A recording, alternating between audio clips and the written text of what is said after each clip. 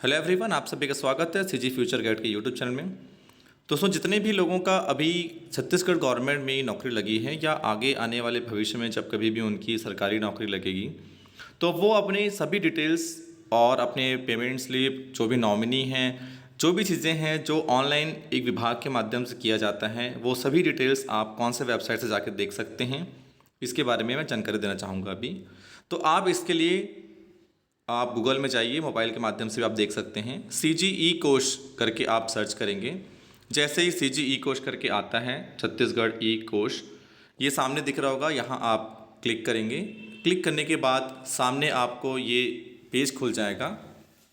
इस पेज में जाने के बाद आप देखेंगे लेफ़्ट तरफ, यहाँ पर लेफ़्ट तरफ जो आप देख रहे होंगे, यहाँ पर लिखा हुआ है एम्प्लॉय कॉर्नर।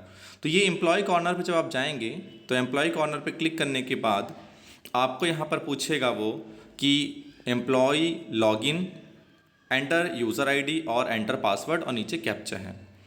तो यूज़र आईडी पे आप डालेंगे जो आपका एम्प्लॉय आईडी है। तो एम्प्लॉय आईडी आपके विभाग से पहले जनरेट होगा। वो एम्प्लॉय आईडी जनरेट होने के बाद आपको मिल जाएगा, फिर वो आईडी आप यहाँ पर डालिए और पासवर्ड। अब ये एम्प्लॉय आईडी में क्या डालना है ये मैं आपको बताता हूँ, और पासवर्ड में क्या डालना है।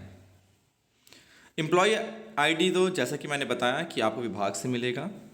पासवर्ड में आप क्या डालेंगे ये इंपॉर्टेंट है।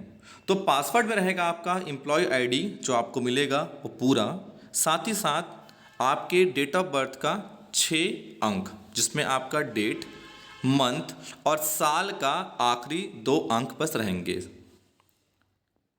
एम्प्लॉय आईडी के साथ साथ ही डेट ऑफ बर्थ का 6 अंक, डेट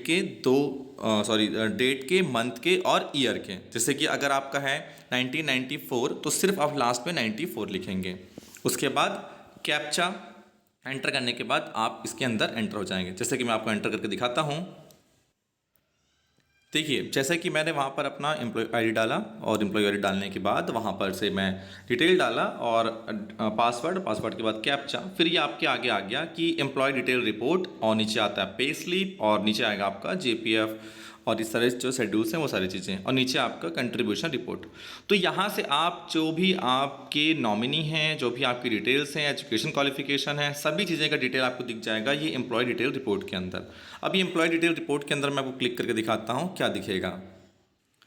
जैसे ही आप एम्प्लॉय डिटेल के अंदर जब आते हैं तो अगेन आपके पास कुछ मेनू आ जाते हैं। Personal detail, contact, bank detail, detail of the appointment under the state government. जिस तरीके से जो भी आप कोई एक फॉर्म भराएगा, जिसको हम लोग कार्मिक संपदा फॉर्म बोलते हैं, ऑनलाइन होता है, ये सारी चीज़ें जो आपको भराई जाती है वो यही देखने को मिलता है आपको। इसमें आप नॉमिनी कौन है, सारी डिटेल्स को आप चेक कर लीजिए। यदि कहीं डिटेल में कोई भी त्रुटि वगैरह हो गई है एंटर करते समय, तो वो आप ज्वाइनिंग के समय ही उसको ठीक करवा लीजिए।